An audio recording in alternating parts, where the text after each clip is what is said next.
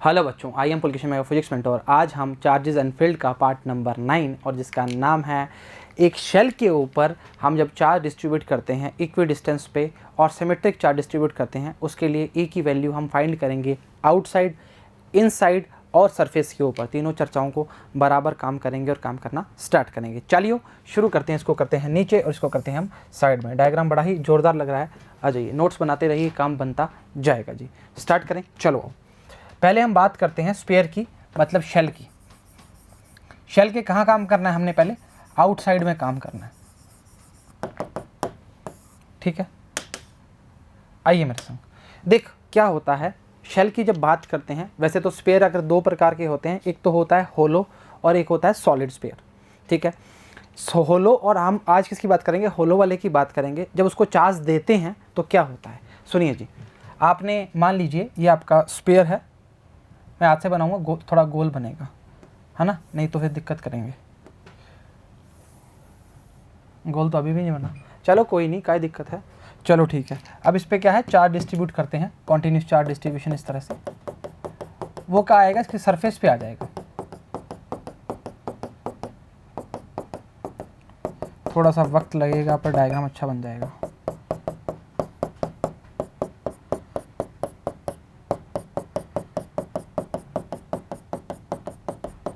हाँ, ये charge distribute हो गया।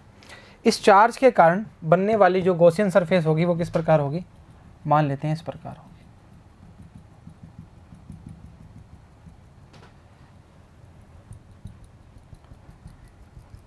लीजिए जी, इस तरह गॉसियन सरफेस बनेगी। अब मान लेते हैं जी, इस चार्ज के कारण इसकी रेडियस क्या है? मान लो r। चार्ज के कारण नहीं, मतलब सॉरी, इस शेल की जो रेडियस है वो r है। एक पॉइंट P जो आउटसाइड है उसके लिए हमें वैल्यू फाइंड करनी है। ये मैं बोल देता हूँ स्मॉल r है। मतलब आउटसाइड के लिए हम ये बात बोल सकते हैं r की वैल्यू ग्रेटर देन है कैपिटल R से। आपको दिख भी रही है और बड़े आराम से दिख रही है, सही है। हम बोलते हैं, मान लो इस पॉइंट की बात, अरे यार क्यों करता है भाई, इस पॉइंट की बात करें, ई डी एस की बात करेंगे, सही है। तो हम P पॉइंट लिखा है, कुछ लिखा है, हाँ, P पॉइंट के लिए, इस P पॉइंट के लिए, इस पॉइंट के लिए हम क्या करेंगे, इसकी E की वैल्यू फाइंड करना स्टार्ट करेंगे। उस सरफेस से आगे काटा हुआ जो गॉसियन सरफेस है। चलो आ जाओ, यूज़ किसको करेंगे? गॉस साहब को करेंगे, गॉस लॉ के अकॉर्डिंग। भाई ठीक है, क्या होता है जी, आइए मेरे साथ। आप जानते हैं E dot d s equals to Q upon epsilon not. अच्छा, अगर मैं बोल दूं जो चार्ज डेंसिटी की वैल्यू है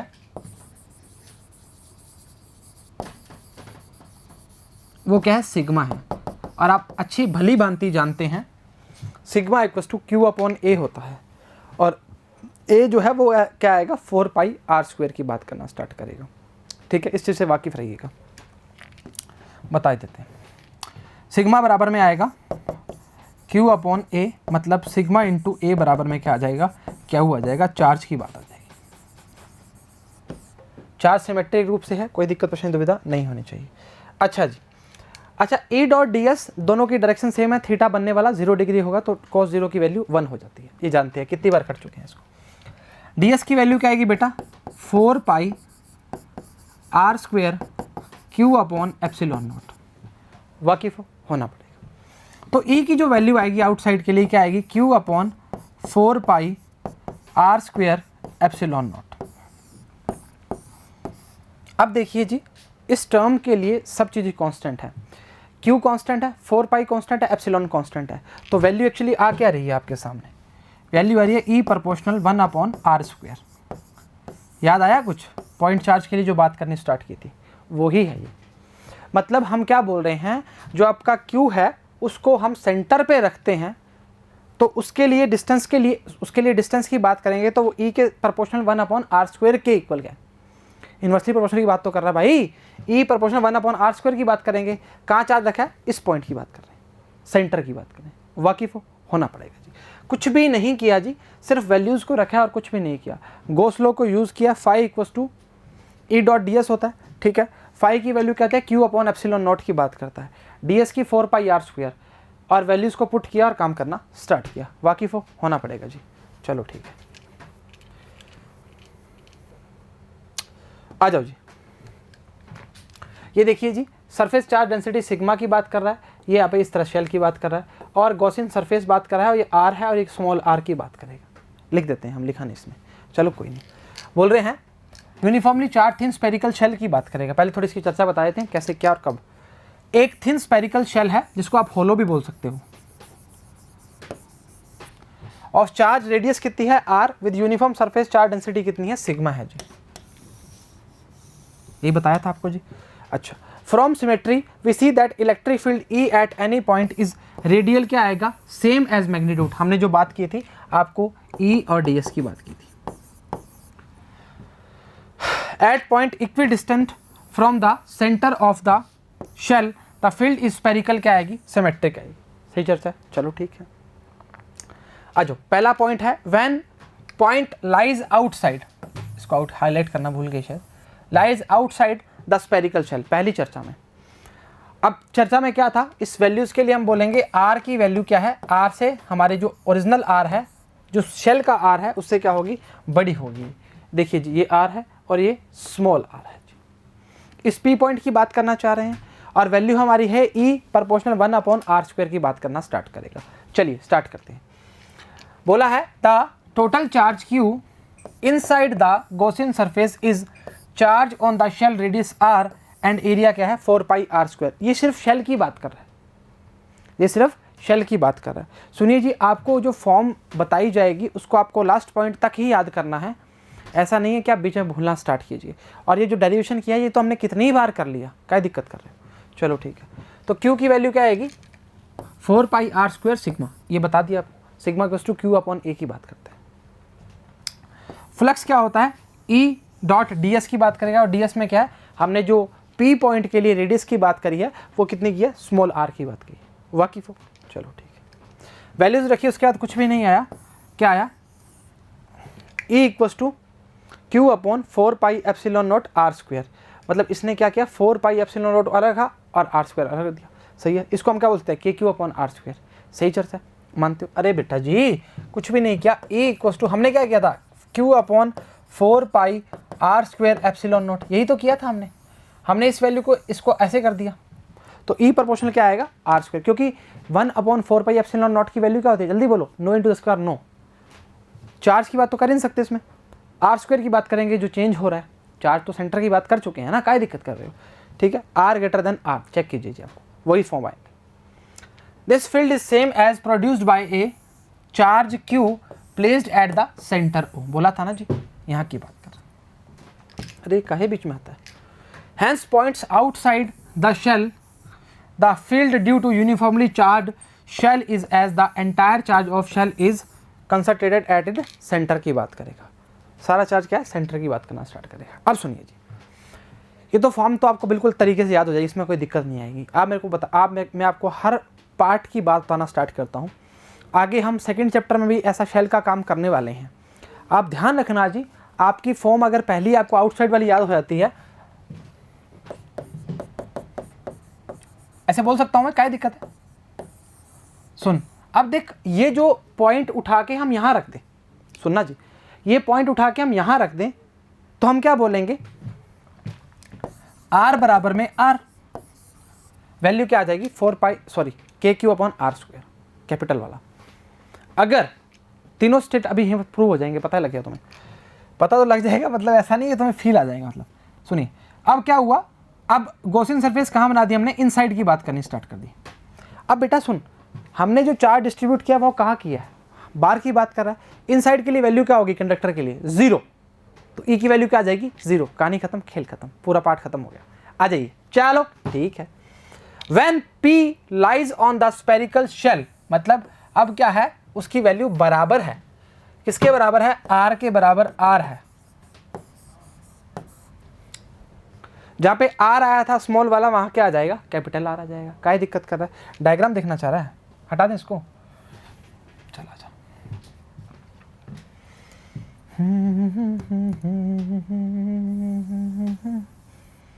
अरे यार ज़्यादा बड़ा बन गया भाई, चार डिस्ट्रीब्यूटेड है, मैं ऐसे कर रहा हूँ ना, वक्त नहीं है इतना फिर। सिमेट्री की बात कर रहा है, ले कर दिया। इसके लिए हम पॉइंट, ये चार्ज की बात करेगा, ये आर की बात करेगा और ये स्मॉल आर की बात करेगा। अरे सरफेस की बात कर रहा है बेटा, पी पॉइंट की बात कर ले, यहाँ पे ई डॉट डी एस की बात करेगा, सेम बात करेगा।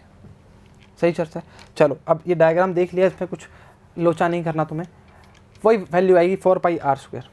देखो, the Gaussian surface just enclose the charge spherical shell applying क्या है, गॉस थ्योरम की बात करेगा। ठीक है, E into 4 pi are square क्यों किया है बेटा, क्योंकि आर की वैल्यू आर के बराबर है सर। अच्छा लिखा भी तो हुआ है ना भाई, क्या दिक्कत कर रहा है। तो की E equals to Q upon 4 pi epsilon naught R square. Value देख अभी भी किस पे डिपेंड कर रही है, कैपिटल आर की बात करना स्टार्ट कर रहा है, जो शेल की रेडियस थी एक्चुअली उसकी ही बात करना स्टार्ट कर रहा है। क्या दिक्कत कर रहा है। अच्छा अब इसने क्या किया, इसकी वैल्यू पुट कर दी, किसकी बताता हूँ, ई बराबर में 1 upon 4 pi epsilon naught R square, Q की वैल्यू पुट कर दी। क्यू की वैल्यू क्या आई थी बेटा, sigma into 4 pi are square, ये लिख दे 4 पाई आर स्क्वायर सिग्मा, कटा कटा कटा कटा, तो ई की वैल्यू क्या आएगी, sigma upon epsilon naught. Check है, चेक है, होना पड़ेगा जी, सिग्मा अपॉन एप्सिलॉन नॉट की बात करेगा। बात वही है, बात घूम फिर के कहीं भी ले आओ। अब सिग्मा एक्चुअली क्या था, सिग्मा था चार्ज डेंसिटी। सही चर्चा, वो देख लीजिए वाकिफ, अरे होना पड़ेगा जी। थर्ड है P lies inside the spherical shell. अब क्या है, ये अंदर है, तो अंदर मैंने क्या बोला था, फील्ड की वैल्यू क्या है, 0 की बात करना स्टार्ट करेगा। वाकिफ हो, अरे होना पड़ेगा जी। तो गॉसियन सरफेस बनी, R की वैल्यू इस P पॉइंट के लिए, सब सरफेस की बात अंदर कर रहे हैं, अंदर क्या है, चार्ज की बात ही नहीं कर रहे, चार्ज की बात नहीं करें तो वैल्यू क्या आएगी, 0 आएगी, सीधा लिख दो जी। तो क्या बोलेंगे, the charge enclosed by the Gaussian surface is 0, तो E की वैल्यू क्या आ जाएगी, 0 के बराबर आ जाएगी। लीजिए आपके सामने है सारा काम, जैसे मर्जी देख सकते हैं और कर सकते हैं, वाकिफ होना पड़ेगा जी। तो क्या आएगा, flux through the Gaussian surface E equals to 4 pi are square, इसकी वैल्यू लगाने के बाद ये वैल्यू 0 ही आएगी।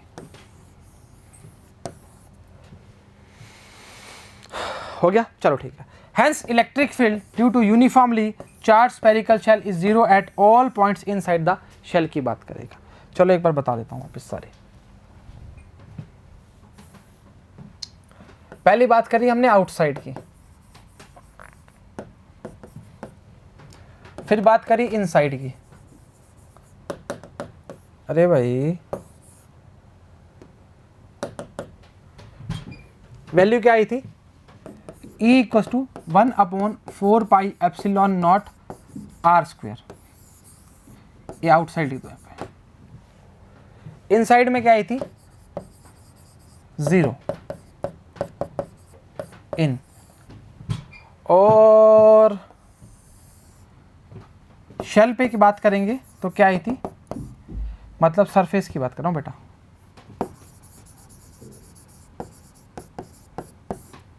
वो क्या आई है, ई सरफेस बराबर में 1 upon 4 pi epsilon not capital R square, या के क्यू अपॉन आर स्क्वायर भी लिख सकते हो जी। डिपेंडेंसी चेक बता दिया आपको, आर स्क्वायर पे डिपेंडेंसी रखेगा, हाँ डिस्टेंस की बात कर रहे हैं भाई।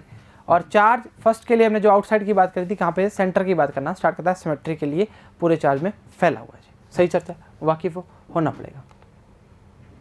अच्छा एक ग्राफ है जी, ई वेरियस विद डिस्टेंस की बात करना स्टार्ट बोल रहा है कि E varies with distance R from centre of the shell, radius क्या है, आर है, ए इज 0 फ्रॉम आर बराबर 0, आर बराबर आर एंड बियॉन्ड है, ये बियॉन्ड ना कि बियॉन्ड, आर बराबर आर वी हैव।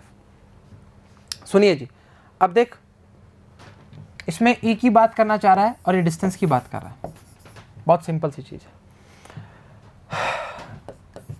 जब हमने आउटसाइड की बात करी थी तो इसका ग्राफ किस तरह आएगा, ढलता हुआ ग्राफ आएगा, ठीक है।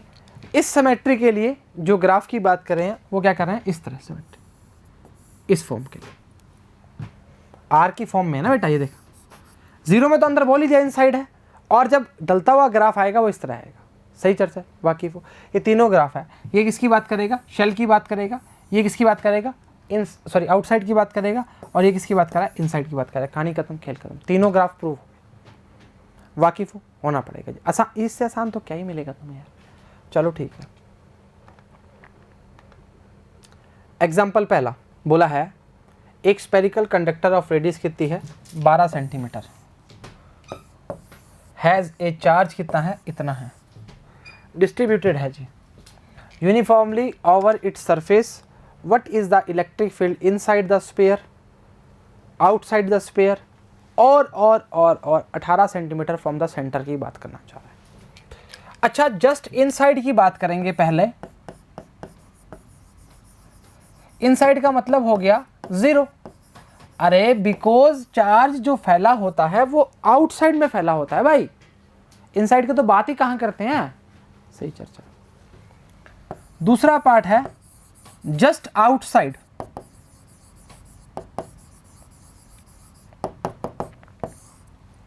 जस्ट आउटसाइड का मतलब हो गया जी E बराबर में KQ अपॉन R²। तो बोलेंगे जी K की वैल्यू 9.10 की पावर 9, 1.6 10 की पावर -7, R की वैल्यू कितनी है 12 सेंटीमीटर, मतलब 0.12। वाकिफ होना, इससे दिक्कत थोड़ी करोगे बेटा। स्मॉल r की वैल्यू कैपिटल R से बड़ी है और उसकी वैल्यू हमने पुट करी है, बड़ी है और पुट करी है। अरे क्या बात है, ये आ जाएगा 10 की पावर 5। ये आपके पास E आउटसाइड की बात करेगा।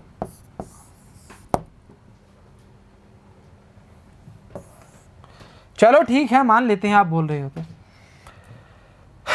थर्ड हमारा लास्ट है, बोल रहा है at a point 18 centimetre from the centre of sphere, 18 centimetre centre of sphere. आइए मेरे संग, क्या बोलेंगे जी, कुछ तो बोलेंगे। बोला है E बराबर में 18 सेंटीमीटर बचा 9 इंटू 10 की पावर 9, 1.6 10 की पावर -7, वैल्यू कितनी है 0.18। E की वैल्यू आएगी 4.44 10 की पावर 4।